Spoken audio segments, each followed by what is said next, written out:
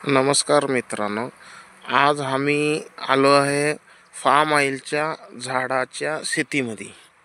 तर ह्या form oil बसून 8 दिवस झालेले आहे। त्याच्यामध्ये आंतरपीक म्हणून आम्ही टाकलोय चियाची फर्स्ट टाइम आम्ही आंतरपीक म्हणून घ्यायची कोशिश करतोय आणि चिया पिकाकून त्याचं काही जास्त लाभ आहे असं म्हणण्यामध्ये आता आम्ही ह्या जाग्यावर गहू किंवा जोड गहू घालायच्या ह्याच्यामध्ये होतो, तरी पण काही एक लोक चिया चांगलं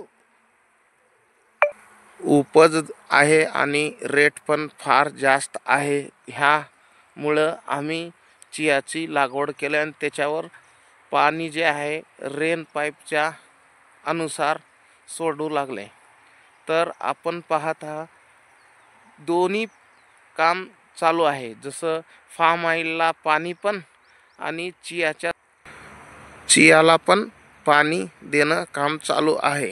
हे रेन पाईपची सुविधा बघून दोन्ही आंतरपीक प्लस आणि फार्म ऑइलचं हे दोन्ही उपयोग होईल म्हणून ह्या हिशोबानं चालू केलेलं आहे। तर आता आम्ही दुसऱ्या जागी पण ऑलरेडी चियाची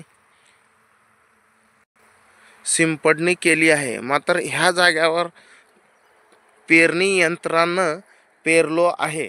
तर ह्याचं बी उपाय कसं पीक येईल आणि ते कसं येईल हे दोन्ही चेक करावं असं ह्या माहिती घेण्याच्या ह्याच्यानं तर आता आम्ही दोन्ही उपयोग करून बघितलोय। जसं की हातानं शिंपडलंय पण 2 एकर आणि हे 1.5 एकर जे आहे पेरणी यंत्राचा उपयोग घेतलो आहे।